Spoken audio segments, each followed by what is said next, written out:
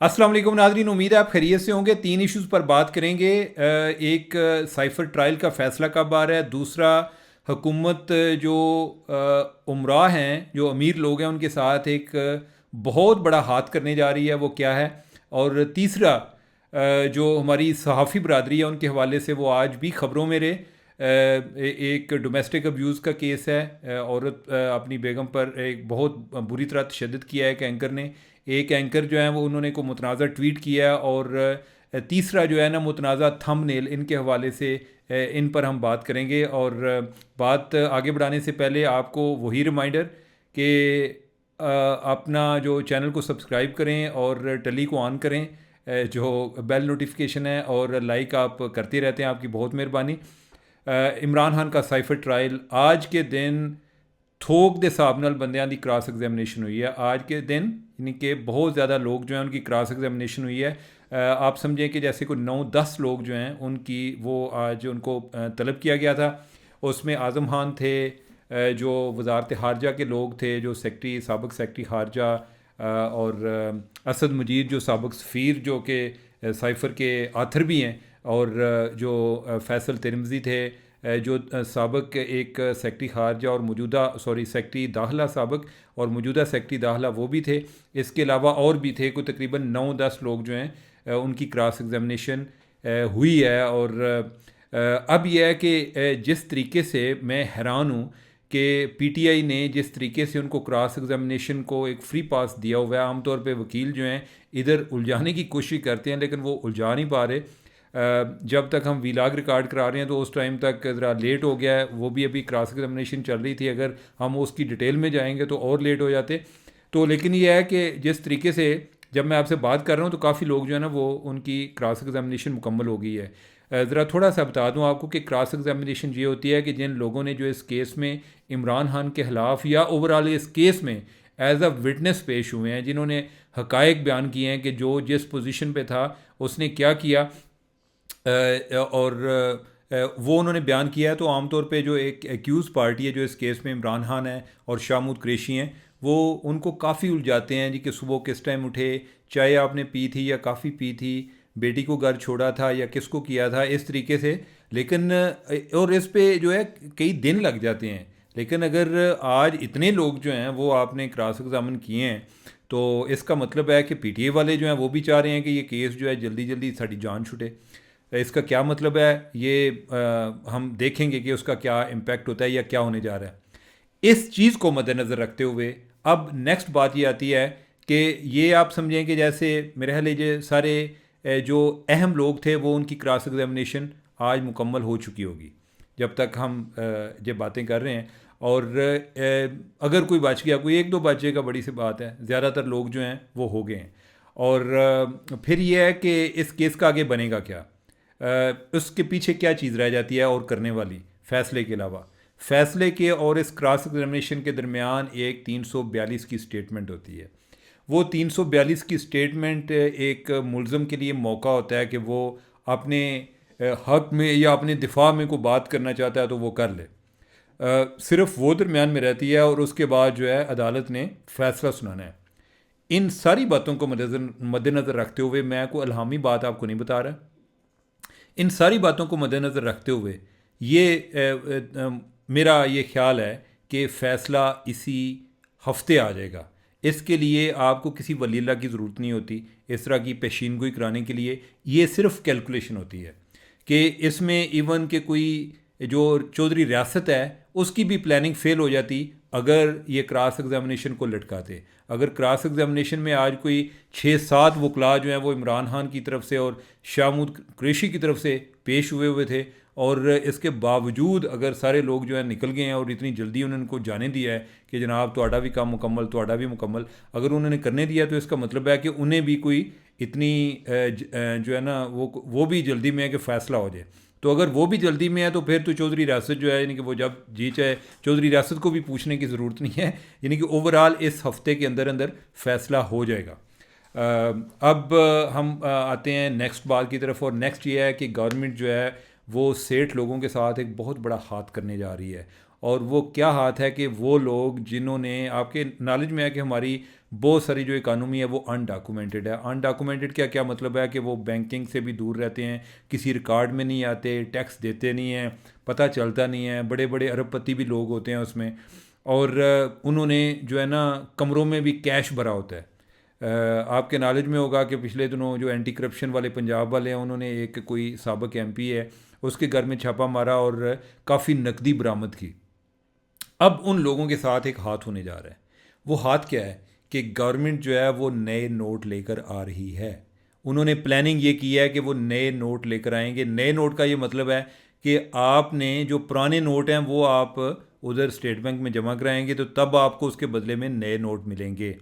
अगर इस तरह का होता है तो जिन लोगों के पास इतना थोक के हिसाब से पैसा पड़ा हुआ है वो किधर जाएंगे? अगर वो उधर जाके जमा कराते हैं तो इसका मतलब है कि आप रिकॉर्ड में आएंगे।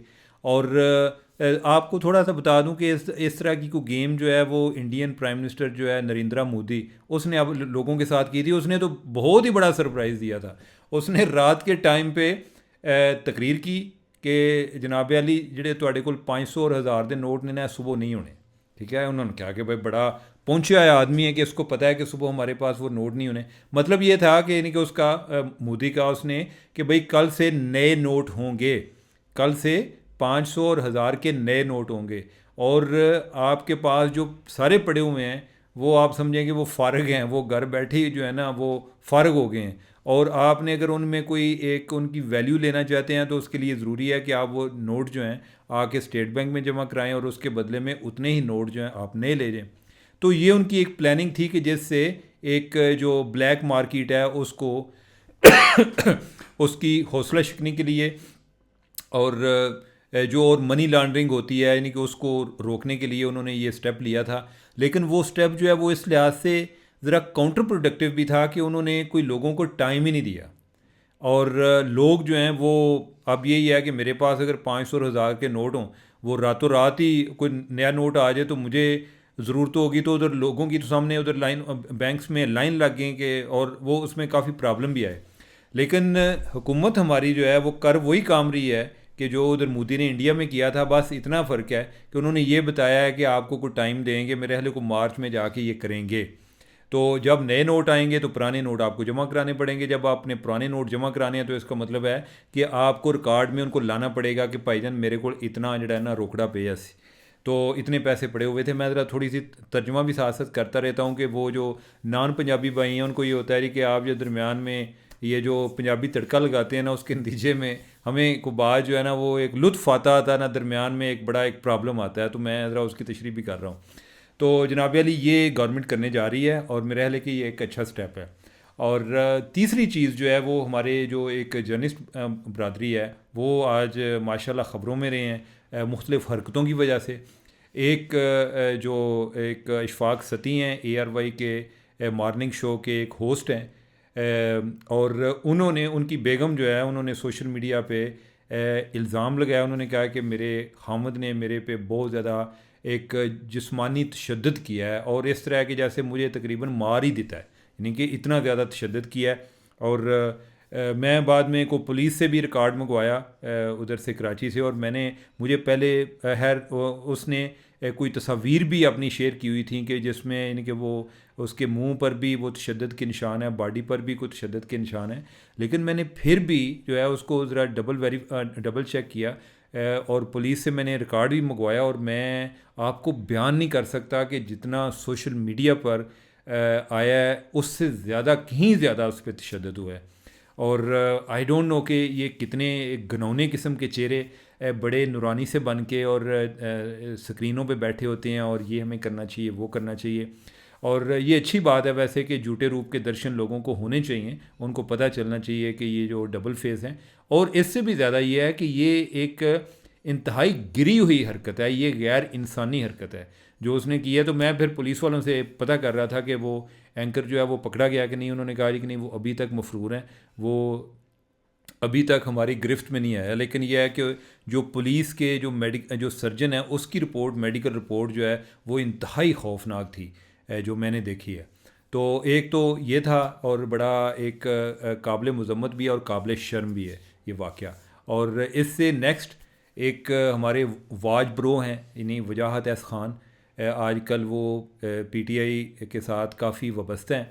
और उनका एक ट्वीट था, और ट्वीट का बैकग्राउंड ये था कि कल इतवार के रोज़ उधर सियालकोट में मियां नवाज शरीफ ने जलसा किया, और उधर लोगों का एक जम गफ़ीर था। ठीक है, यानी कि कई जगह पर नहीं भी था, कई जगह पर अगर हो गया तो इसमें क़यामत वाली कौन सी बात है। लेकिन उन्हें ना इस चीज़ पे बहुत दुख हुआ, और इतना दुख हुआ कि उन्होंने ना अपने दिल पे वो बात ले ली। तो उन्होंने कहा जी कि ना सियालकोट ने हमें सिर्फ दो ही चीज़ें दी हैं, एक ख्वाजा आसफ़ दिया और एक फ़ुटबॉल दिए हैं। बेसिकली उन दोनों को मिलाया जी कि ख्वाजा आसफ़ भी पता नहीं फ़ुटबॉल है।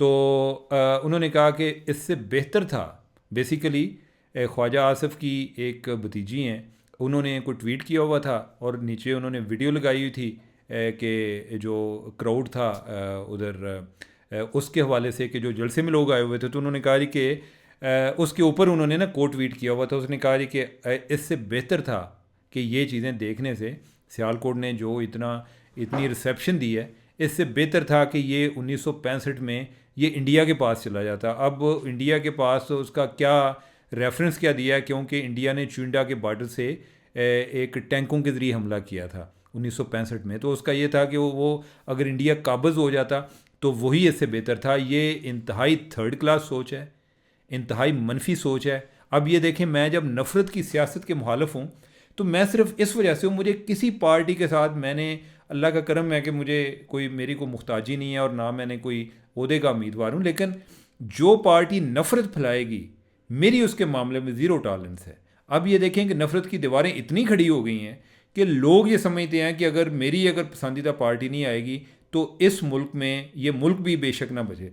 ये बात पहले मैंने सुनी थी एक दफ़ा ट्रंप के टाइम पर, कि अमेरिका में जब ट्रंप था, अभी भी है, यानी कि अभी भी वो एक ख़तरा बना हुआ है। तो उसमें था कि लोग जो है ना वो इतने ज़्यादा एक उनमें तकसीम इतनी ज़्यादा हो चुकी है कि वो ये समझते हैं कि जो हमारी मुखालिफ पार्टी है, अगर वो गवर्नमेंट में है तो वो समझते हैं कि इसके दौरान अगर अमेरिका तबाह भी हो जाए ना तो बेहतर है, बजाय इसके कि ये लोग रूल करें। और इससे मुझे एक इमरान खान साहब जो हैं उनका भी एक पुराना याद आ रहा था। वो चूँकि अपने मुखालफिन को चोर कहते हैं, उनको वो इंसान या वैसे समझते नहीं हैं। और ये जो है ना, इनके इस तरह की जो नेम कॉलिंग है, इससे भी नफ़रत बहुत ज़्यादा बढ़ जाती है। और मैंने देखा है कि एक टाइम पर जो पीपल्स पार्टी और नून लीग के लोग हैं, आजकल फिर ज़रा काम शुरू हुआ हुआ है, बिलावल साहब ने शुरू किया हुआ है, लेकिन पहले कि इनकी नफ़रत बहुत ज़्यादा थी। और लोग जो है ना वो एक दूसरे को खाने को दौड़ते थे। इनके जो लोग हैं ना, इन्हें दिल करता ही मार दी इन्होंने। लेकिन जब लीडरशिप लेवल पे एक मोहब्बत का इजहार किया गया तो उसका असर एक वर्कर के लेवल पर भी आता है। अब यह है कि अगर इमरान खान जो हैं वो भी, उनकी टोन जो है वो बेहतर होगी, अगर वो कोई एक यूनिटी की बात करेंगे तो उसका इम्पैक्ट उनके वर्कर पर भी आएगा। ये नहीं है कि उन पर आता नहीं है। अब वर्कर में ये जो वजाहत महसूसा, जो वजाहत एस खान है, ये वाले जो लोग हैं, ये इतना ज़्यादा उनको लगता है कि ये नफ़रत बिक रही है तो लिहाजा वो बेच दें, उसके बदले वो यानी कि पाकिस्तान का भी उस पर भी कंप्रोमाइज़ करने को तैयार हैं। एक दिन पहले मैं वो पढ़ रहा था, हाँ, तो वो इमरान खान का जो एक स्टेटमेंट है वो मुझे याद आ रही थी कि 2022 की बात है। उन्होंने कहा कि इन चोरों से बेहतर है कि ये चोर हुकूमत करें, जो आपने मुखालफिन हैं उनको वो चोर समझते हैं। तो उन्होंने कहा कि इनसे बेहतर है कि इस मुल्क पे यानी कि एटम बम गिर जाए। ठीक है, ये देखें ये कितनी नफ़रत है। ये नफ़रत की सियासत जो भी करेगा वो पाकिस्तान का अच्छा नहीं सोच सकता। पाकिस्तान वो किसी लिहाज से, वो बेशक 5 टाइम की बजाय कि वो 60 टाइम का भी नमाजी हो ना, वो 365 रोज़े भी रखता हो, तो वो मुल्क की बेहतरी नहीं कर सकता। इसका मतलब है कि आप मुल्क से बढ़ के हो गए हैं। वो पिछले दिनों मैं वो मोहित पीरज़ादा का देख रहा था। उसने कहा जी कि मेरा अगर अब्बा ज़िंदा होता तो मैं अब्बा जी को पूछता कि अब्बा जी, आप जो है 1957 में आपने पाकिस्तान क्यों गए, हिजरत करके आप कहीं और कहीं वेस्टर्न कंट्री में क्यों नहीं चले गए। अब ये देखें कि ये लोग जो हैं, इनको ये नहीं आइडिया कि आपकी जो शनाख्त है ना, वो आपकी शनाख्त है, वो आपको मुल्क देता है। खुदारा इस मुल्क पर रहम करें, इस तरह ना करें इस मुल्क के साथ। और इस मामले पे कोई टॉलरेंस नहीं होनी चाहिए कि ये हेट स्पीच में आती है ये चीज़। अच्छा जी, नेक्स्ट एक और आज आपके नॉलेज में होगा कि जो जर्नलिस्ट हैं उनको FIA की तरफ से नोटिस आए हैं कि वो अदलिया के ख़िलाफ़ कैंपेन चला रहे थे या उन पर इल्ज़ाम है। तो उस वाले से आज जो काजी फायजिस हैं, उन्होंने को 2021 का भी एक सू मोटो लिया हुआ था, कोई FIA के रिलेटेड ही सहाफ़ियों का केस था, उसको सुनते हुए वो उन्होंने टेकअप किया हुआ था, तो उसमें जो ताज़ा सूरत हाल है उसको भी उन्होंने डिस्कस किया। तो उधर बाकी बातों के अलावा एक जो चीज़ है वो जो आई ना, वो ये थी कि उसमें एक जज साहब थे उनके साथ। उन्होंने एक चीज़ पे जो उन्होंने कहा कि ये जो थंबनेल आते हैं ये बाज़ औक़ात इस तरह के आते हैं, बल्कि अक्सर औक़ात इस तरह के आते हैं कि जो चीज़ें थंबनेल पर लिखी होती हैं वो अंदर होती नहीं हैं। और मैंने देखा कि हमारे बड़े सीनियर जर्नलिस्ट जो हैं वो बाद में आके इस चीज़ का भी मजाक उड़ा रहे थे। ठीक है, हालांकि ये तनकीद का ये मतलब नहीं होता कि आप तनकीद में अगर आप गैर संजीदा हो जाएंगे तो आप भी, यानी कि आपकी बातों को भी लोग गैर संजीदा लेंगे। तो तनकीद का कोई तो लेवल होना चाहिए ना, कि मैं अगर कोई संजीदा बात कर रहा हूँ तो लोग उसका मजाक उड़ाना शुरू कर दें, तो ये तो कोई बेहतर तरीका नहीं है। खैर, तो ये जो थंबनेल वाली बात है बिल्कुल दुरुस्त है। मैं कई लोग जो हैं जो पीटीआई के हवाले से उनके यूट्यूबर उनके करीबी हैं जो हमायती हैं, वो जो है ना वो रोज़ाना की बुनियाद पे ऐसे लगता है उनके देख के थंबनेल कि जैसे इमरान खान को ना आज जेल से रिहाई हो रही है। अगले दिन मैं देख रहा था कि जो अली मोहम्मद के हवाले से जी, कि अली मोहम्मद ने कहा कि इमरान खान की रिहाई के हवाले से एक अहम खुशखबरी, लेकिन वो सुनने से पहले आप ज़रा दुरूद शरीफ पढ़ लें। अच्छा, लोग जो हैं वो कंफ्यूज हो जाते हैं। अब यह है कि आप लोगों की उम्मीद के साथ खेलते हैं, और मेरे ख्याल है कि लोगों को भी अपना माइंड इस्तेमाल करना चाहिए कि इस तरह के जो नुसरबाज हैं उनके हाथों इस्तेमाल ना हो। और जब आज वाला केस जो जिसका मैं जिक्र कर रहा हूँ वो मैंने सुना, तो उसके बाद जो है वो फिर उस पर कई लोगों ने कुछ थंबनेल बनाए हुए थे, जिसमें एक ने ये लिखा हुआ था कि मतीउल्लाह जान से बात करते हुए काजी फ़ायज़ ईसा ने पूछा कि किसने उठाया, तो मतीउल्लाह जान ने सब कुछ बता दिया। चीफ जस्टिस सुनकर हैरान रह गए। मैं पहले भी कार्रवाई सुन रहा था, फिर मैंने कहा कि शायद मैं कोई बात मिस कर गया हूँ। मैंने वो दोबारा से मैंने जो है ना, यानी कि वो जो साथ वीडियो लगी हुई थी, वीडियो भी साथ लगी हुई थी, उसी थंबनेल के साथ वीडियो भी लगी हुई थी। तो मैंने वो वीडियो देखी, उसमें कोई बात ही नहीं थी, मतीउल्लाह जान ने इस बारे में बात ही नहीं की कि मुझे किसने उठाया या इस तरह की, उसने बात ही नहीं की। लेकिन जो बनाने वाले हैं वो किसी हद तक बना देते हैं। तो ये मेरा ख्याल है कि हमें मीडिया को भी अपने गिरेबान में झांकने की ज़रूरत है। कम अज़ कम इसलिए तो होनी चाहिए कि जब हम दूसरों को एक पूरी दुनिया को एक बेहतरी के लिए नुस्खे फ्राहम कर रहे होते हैं कि चीज़ें किस तरह ठीक हो सकती हैं, और लगता है कि हम अकले कुल हैं, तो कम अज़ कम हमें अपने आप से कोई बेहतरी का अगर अमल शुरू कर लें तो बाकी चीज़ों पर भी उसके असरात होंगे। तो ये इस लिहाज से कुछ गुजारिशात थी। तो प्रोग्राम हो गया फिर लंबा, तो मुझे दें इजाज़त, मैं भज रहे हैं। ओके, खुदा हाफिज़।